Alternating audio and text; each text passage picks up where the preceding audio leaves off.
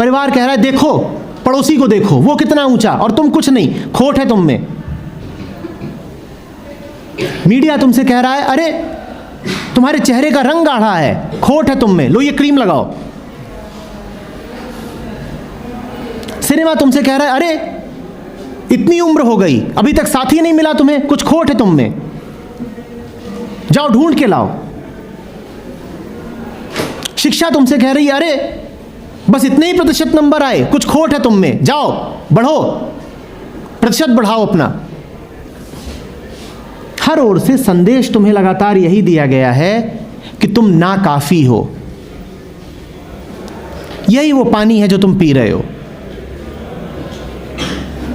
और तुमने इस पानी को ही अमृत मान रखा है।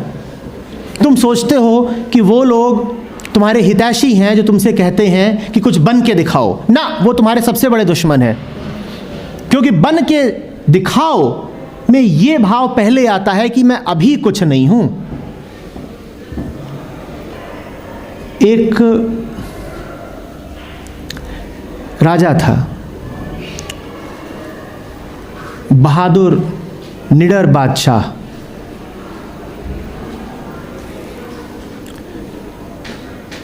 मस्त रहता था अपने आप में, खूब उसके यार दोस्त, सबसे उसका प्रेम।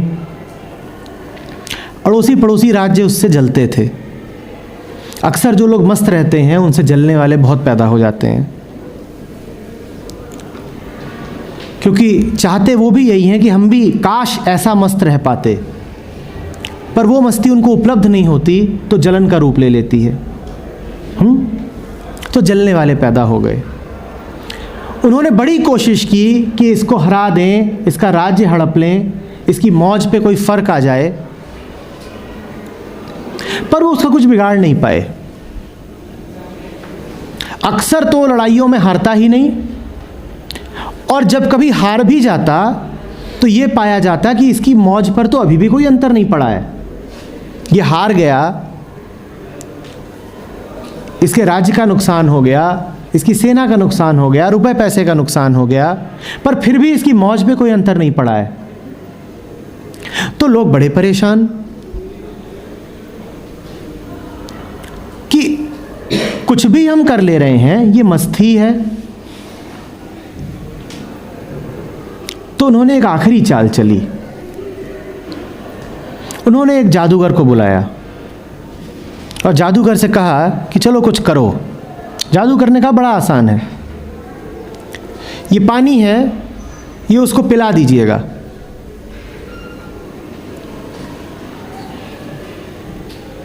और पिलाते ही वो भूल जाएगा कि वो राजा है, राजा होते हुए भी भूल जाएगा वो राजा है, उसे लगने लगेगा कि वो भिखारी है। यही किया गया, उसको वो पानी पिला दिया गया। और जो काम दुनिया की तमाम लड़ाइयाँ नहीं कर पाई थीं, बड़े बड़े बलों का इस्तेमाल नहीं कर पाया था, वो काम उस पानी ने कर दिया। उस राजा की मौत चली गई, उसकी मस्ती खो गई। वो चारों तरफ भटकने लगा कि मैं भिखारी हूँ, मेरे पास कुछ नहीं है, मुझे दे दो। वो आदमी जिसका जब सब कुछ खो जाता था तब भी उसकी मस्ती कायम रहती थी, अब उसके पास सब कुछ होते हुए भी उसकी मौत चली गई। वो दर दर भटकता रहा, किसी से कह रहा है खाने को दे दो, किसी से कह रहा है मैं बड़ा दुखी हूं, सुख दे दो, किसी से कह रहा है कि मैं बड़ा डरा हुआ हूं, मुझे थोड़ी सी शांति मिल सकती है। बड़ा भिखारी बन गया, है सब कुछ उसके पास। उसके राज्य के लोग बड़े परेशान हुए कि ये क्या हो गया हमारे दोस्त को, हमारे राजा को। तो फिर एक ही तरीका था उनके पास कि उसको किसी तरीके से याद दिला दें। याद दिलाने में बड़ा समय लगा। तब तक राजा ने, जो कि अब भिखारी था, नए संबंध बना लिए।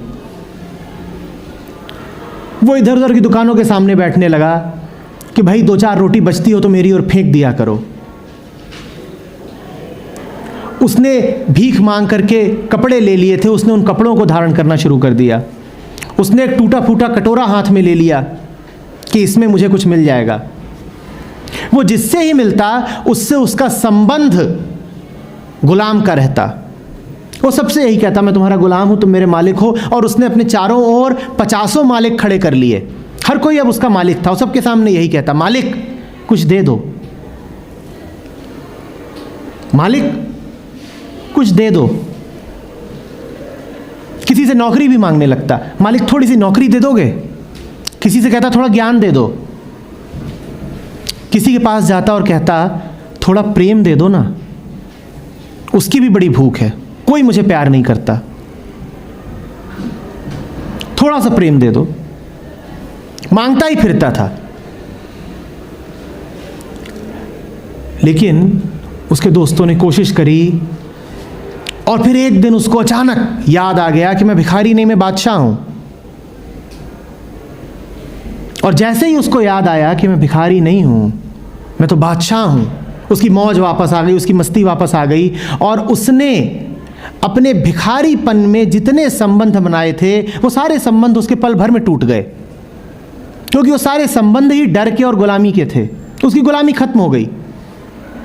उसने कहा कोई मेरा मालिक नहीं। हाँ, दोस्ती का और प्रेम का संबंध बनाना है तो आओ, स्वागत है। पर ये पुराना जो मैंने पूरा अपना संसार रच रखा है, इस संसार की कोई कीमत नहीं, क्योंकि इस संसार में मेरे सारे रिश्ते गुलामी के हैं। मैंने अगर प्रेम भी माया पाया है तो भीख में पाया है, मौज में नहीं पाया अपनी।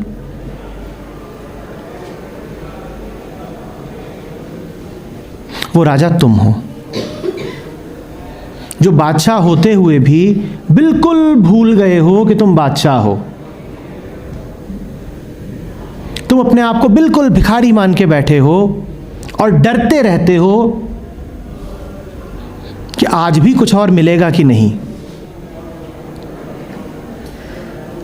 डर, भिखारी सदा डरा रहेगा, क्योंकि उसके इतने मालिक हैं ना, और उसके भीतर हमेशा अपूर्णता का भाव है कि मेरे हाथ खाली हैं,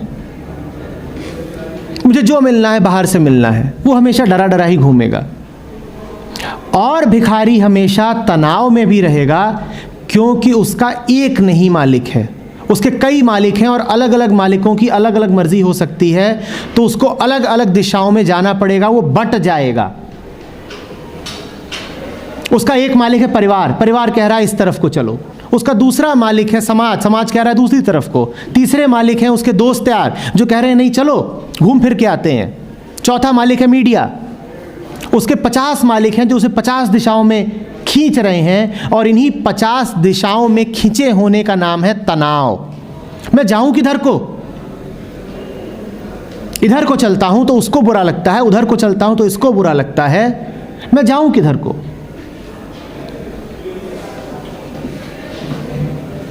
डर और तनाव दोनों स्पष्ट हो रहे हैं। डर और तनाव दोनों इस बात के लक्षण हैं कि कहीं तुम पर कोई जादू कर दिया गया है। तुम्हारे भीतर यह बात भर दी गई है कि तुम भिखारी हो। तुमसे कह दिया गया है कि जब तक तुम कुछ बन नहीं जाते तुम किसी लायक नहीं हो। तुमसे कह दिया गया है कि अगर प्यार भी पाना है तो पहले उसकी काबिलियत पैदा करो। ये सब बातें, जहरीली बातें तुम्हारे दिमाग में भर दी गई हैं। तुमसे लगातार कह दिया गया है कि संसार एक दौड़ है, एक रेस है, जिसमें तुम्हें जीत के दिखाना है, और अगर तुम जीते नहीं हो तो तुम्हारी कोई कीमत नहीं।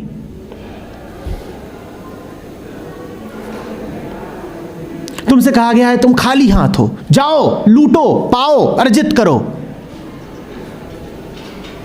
यही तो है ना भिखारी होना, और क्या है? यही जादू कर दिया गया है तुम्हारे साथ, यही पानी पिला दिया गया है तुमको, और इसी कारण डरे डरे घूमते हो। और मैं तुमसे कह रहा हूं ये पानी तुमको बचपन से ही पिलाया जा रहा है, और 10 दिशाओं से पिलाया जा रहा है। टीवी खोलते हो तो टीवी यही पानी पिला रहा है, अखबार उठाते हो तो अखबार यही, परिवार यही, शिक्षा यही, समाज यही। वो सब तुम में लगातार स्थापित कर रहे हैं अधूरेपन का भाव, कुछ खोट है तुम में, लगातार यही कहा जा रहा है, कुछ खोट है तुम में। परिवार कह रहा है देखो, पड़ोसी को देखो, वो कितना ऊंचा और तुम कुछ नहीं, खोट है तुम में। मीडिया तुमसे कह रहा है अरे तुम्हारे चेहरे का रंग गाढ़ा है, खोट है तुम में, लो ये क्रीम लगाओ। सिनेमा तुमसे कह रहा है अरे इतनी उम्र हो गई अभी तक साथी नहीं मिला तुम्हें, कुछ खोट है तुम में, जाओ ढूंढ के लाओ। शिक्षा तुमसे कह रही है अरे बस इतने ही प्रतिशत नंबर आए, कुछ खोट है तुम में, जाओ बढ़ो, प्रतिशत बढ़ाओ अपना। हर ओर से संदेश तुम्हें लगातार यही दिया गया है कि तुम नाकाफी हो। यही वो पानी है जो तुम पी रहे हो और तुमने इस पानी को ही अमृत मान रखा है। तुम सोचते हो कि वो लोग तुम्हारे हितैषी हैं जो तुमसे कहते हैं कि कुछ बन के दिखाओ, ना, वो तुम्हारे सबसे बड़े दुश्मन हैं। क्योंकि बन के दिखाओ में ये भाव पहले आता है कि मैं अभी कुछ नहीं हूं। वो लगातार तुमसे कह रहे हैं कि अभी तुम जैसे हो बेकार हो, फालतू हो, व्यर्थ हो। वो तुमसे कह रहे हैं भविष्य सुनहरा हो, पर भविष्य आता कब है? जीते तुम सदा वर्तमान में हो, भविष्य आता कब है? लेकिन चारों ओर तुम्हारे जादूगर ही जादूगर बैठे हैं। वहां तो एक था, तो है ना कि बस एक ही उल्लू काफी था बर्बाद गुलिस्तां करने को। हर शाख पे उल्लू बैठा है, अंजामे गुलिस्तां क्या होगा। वहां तो एक जादूगर था, यहां तो चारों तरफ जादूगर ही जादूगर हैं जो तुम्हें लगातार यही एहसास करा रहे हैं कि आ गया भिखारी। हर शाख पे उल्लू बैठा है, अंजामे गुलिस्तां क्या होगा। वो उजड़ ही जाएगा गुलिस्तां, जैसे तुम उजड़े हुए हो कि डर, तनाव, आक्रांत हो कि जैसे कोई हमला किए दे रहा है तुम में। आंखों में कोई आनंद नहीं, जीवन में प्रेम नहीं, बस एक दहशत की छाया है।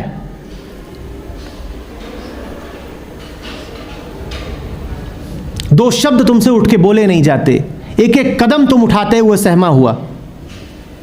क्या जीवन ऐसा ही नहीं है? मन में हमेशा विचार यही चलता रहता है कि मेरा कुछ बिगड़ सकता है, इस कारण फिर तुम गणित बिठाते हो, तिकड़मे लगाते हो, चतुराई दिखाते हो। ये सब भिखारी होने के लक्षण हैं, चालबाजियां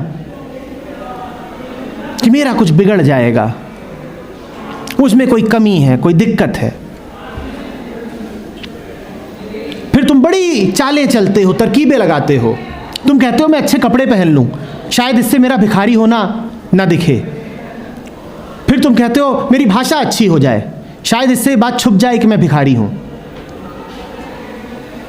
फिर तुम कहते हो मैं 10-12 डिग्रियां अर्जित कर लूं, फिर कोई कह नहीं पाएगा मैं भिखारी हूं। पर यह सब कुछ करने के पीछे भाव यही है कि हूं तो मैं भिखारी ही, भिखारी हूं जिसे इस बात को छुपाना है कि वो भिखारी है। छुपाने की कोशिश यही बताती है कि तुम मान चुके हो कि तुम, अन्यथा तुम छुपाने की कोशिश क्यों करते? जो मानेगा कि उसमें कोई कमी है वही तो उस कमी को छुपाएगा ना। और तुमने छुपाने के पूरे इंतजाम कर रखे हैं। तुम नकली चेहरे पहनते हो, तुम नकली बातें करते हो। ये सब क्या है?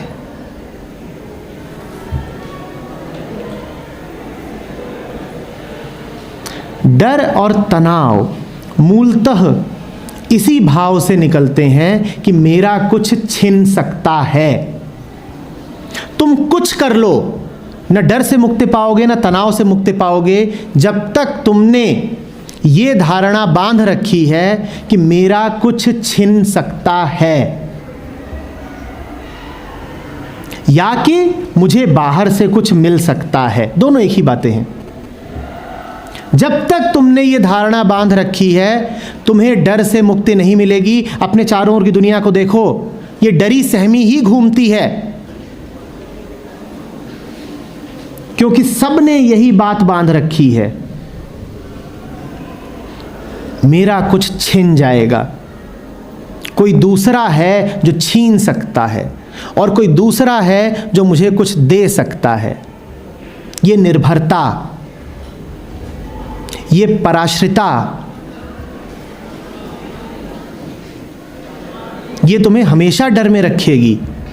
तुम हंसोगे भी तो वो एक डरी डरी हंसी होगी, ऐसी ही तो होती है हमारी। तुम मुस्कुराओगे भी तो लगेगा रुआंसे हो। मस्ती नहीं मिलेगी, मौज नहीं मिलेगी जैसी एक बच्चे की होती है। वो खिलखिलाता है वास्तव में।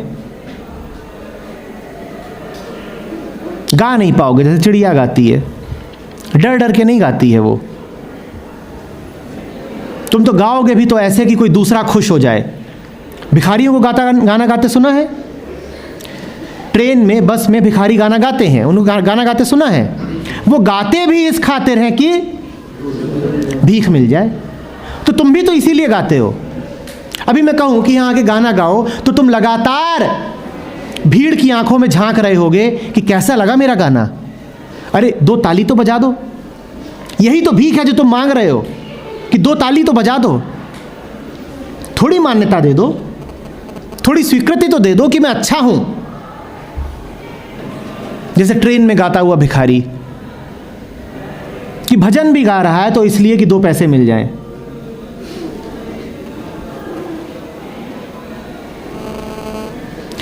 जो करो मौज में करो। सदा अपने आप को यही बताओ, मेरा कुछ बिगड़ नहीं सकता। मैं लाख गिरूं तो मेरा कुछ नहीं बिगड़ सकता। लाख असफलताएं मिले तो भी मैं पूरा हूं। मेरी कोशिशें लाख व्यर्थ गईं तो भी मैं छोटा नहीं हो गया। मेरे अतीत में कुछ विशेष नहीं है तो भी मैं चमकता हीरा ही हूं। जब इस भाव में जियोगे तब न डर रहेगा न तनाव।